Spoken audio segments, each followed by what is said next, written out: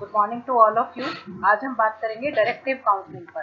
Types of counselling में पहला part है डायरेक्टिव काउंसलिंग। डायरेक्टिव काउंसलिंग क्या है? Counselling during which a counsellor plays an active role in a client और patients decision making by offering advice, guidance और recommendation. ऐसी counselling, इस प्रकार की काउंसलिंग जिसमें काउंसलर एक्टिव रोल प्ले करता है, यानी ये जो काउंसलिंग है वो काउंसलर सेंटर्ड होती है। इसमें जो काउंसलर है वही एक्टिव रहता है और क्लाइंट को डिसीजन मेकिंग में हेल्प करता है, उसमें एक भूमिका निभाता है, चाहे उसको एडवाइस देकर या गाइडेंस देकर या रिकमेंडेशन देकर। डायरेक्टिव काउंसलिंग का कॉन्सेप्ट किसने दिया? E.G. विलियमसन ने इस कॉन्सेप्ट को दिया था। इसमें जो होती है डायरेक्टिव काउंसलिंग जो होती है वो काउंसलर सेंटर्ड होती है। काउंसलर सेंटर्ड का मतलब है the counsellor direct the client to take steps in order to resolve his conflict. कि जो प्रॉब्लम लेकर उस काउंसलर उसके पास आया है, क्लाइंट काउंसलर के पास आया, उसकी प्रॉब्लम्स को सुनने के बाद इसमें पूरी समस्या सुनता है काउंसलर, उसके बाद उसे समाधान प्रोवाइड करता है। इसमें जो है काउंसलर एक्टिव रोल प्ले करता है, जबकि जो वो है क्लाइंट है उसका रोल पैसिव होता है। Second है, it is based on assumptions that the client cannot solve his own problem for lack of information. ये इस पर आधारित है, इस अवधारणा पर आधारित है कि जो क्लाइंट है वो अपनी समस्या का समाधान स्वयं नहीं कर सकता, क्योंकि उसके पास पर्याप्त सूचनाएं नहीं है, इसलिए वो समस्या से बाहर नहीं निकल सकता।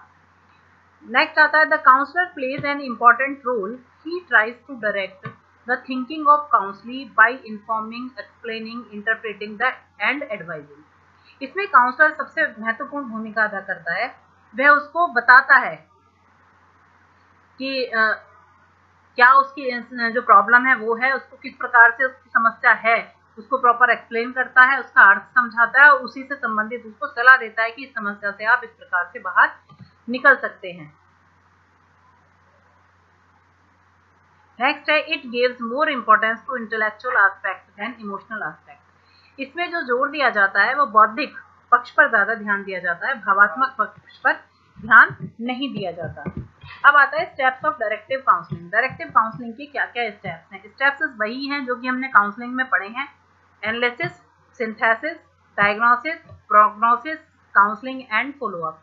एनालिसिस में क्या करना है? डेटा का कलेक्शन करना है, जो भी इंफॉर्मेशन हैं वो हमें काउंसलिंग से लेनी है, उनको एक जगह रिटन फॉर्म में अपने पास लिखना है। देन आता है सिंथेसिस।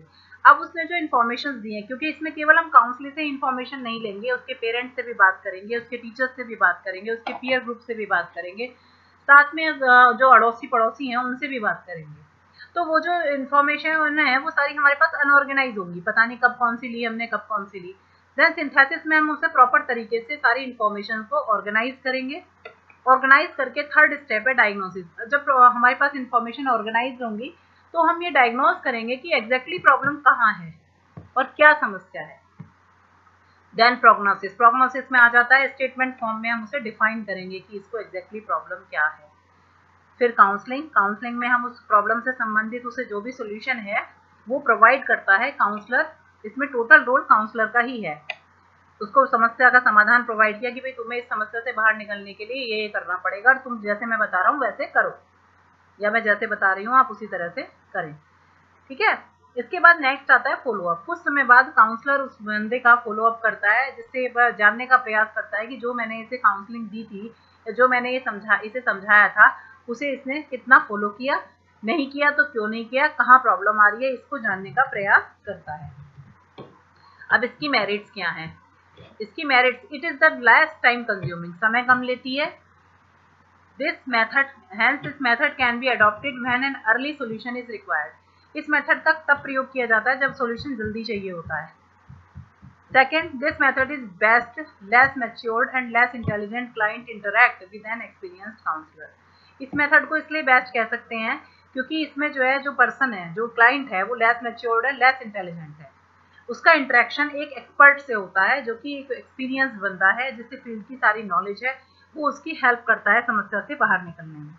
नेक्स्ट है, this is the best method at lower level where the client is not in a position to analyse his own problem. उस समय में यह जो विधि है तब लाभदायक सिद्ध होती है जब व्यक्ति खुद की समस्या को समझने में, पहचान पाने में असमर्थ हो, उसे समझ नहीं आ रहा हो, अपनी प्रॉब्लम का वो एनालाइज ना कर पा रहा हो, उस समय पर ये ज़्यादा फायदेमंद रहता है। इसके बाद नेक्स्ट है, in this method the counsellor becomes readily available to help the client which makes the client very happy. इस मेथड में क्या होता है, क्योंकि काउंसलर ही एक्टिव रहता है तो क्लाइंट को ये पता होता है जब भी मैं समस्या में आऊँगा ये मेरी मदद करेगा, इसलिए जो क्लाइंट है वो हैप्पी रहता है, खुश रहता है। अब डीमेरिट्स क्या हैं? In directive counselling the client never becomes independent of the counsellor. हमेशा ही वो काउंसलर पर डिपेंड रहता है, अपने आप में वो कभी कोई निर्णय लेने के लायक नहीं बन पाता, इसलिए इसे बहुत इफेक्टिव या बेस्ट गाइडेंस नहीं माना जा सकता। The personal autonomy and integrity of the client is not respected, it leads to new adjustment problem. इसमें क्या होता है, क्योंकि जो वो बंदा है काउंसलर, वो अपनी मर्जी से उसको डिसीजन देता है, सामने वाले की बात जो प्रॉब्लम्स है, प्रॉब्लम तो समझ ली, लेकिन उसको उसका जो वो है ऑटोनॉमी और इंटीग्रिटी, उसको रिस्पेक्ट नहीं मिलती है। व्यक्ति जो अपनी बात कहना चाहता है, आपने किसी की समस्या सुनी, समस्या सुन के उसे समाधान दे दिया, लेकिन उसके बावजूद भी उसके मन में बहुत से सवाल होते हैं जिनको काउंसलर कह देता है नहीं आपको ऐसा करना है जैसा मैंने बताया है, तो वो चीज़ इसमें आती है जिसकी वजह से व्यक्ति के अंदर एडजस्टमेंट संबंधी समस्याएं हो जाती हैं। It will not help the individual to develop any attitudes through his own experience. क्योंकि इसमें अपनी बुद्धि का, अपनी इंटेलेक्ट का वो इस्तेमाल ही नहीं करता, पूरी टोटली जो है काउंसलर पे डिपेंड रहता है। इस वजह से उसके अंदर अपना एटीट्यूड, किसी भी प्रॉब्लम को लेकर, किसी भी समस्या को लेकर उसका कोई एटीट्यूड या कोई अपना एक्सपीरियंस डेवलप नहीं हो पाता। यानी कि अगर उसकी लाइफ में ऐसी सिचुएशन दोबारा आएगी तो वो ज़रूरी नहीं है कि उस सिचुएशन को हैंडल कर ले, वो फिर से भाग के काउंसलर के पास जाएगा कि अब कैसे करूँ। अपने आप से वो डिसीजन पर पहुंचने लायक नहीं बन पाता। The counsellor fails in saving the client to commit the mistakes in future. Counsellor जो है इस बात में असमर्थ सिद्ध रहता है इस वाले प्रोसेस में कि व्यक्ति आगे भविष्य में जाके फिर से गलती नहीं दोहराएगा, क्योंकि उसको तो वही उतना ही सीमित हो गया ना, जैसा बताया गया वैसे ही करेगा। This is all about directive counselling.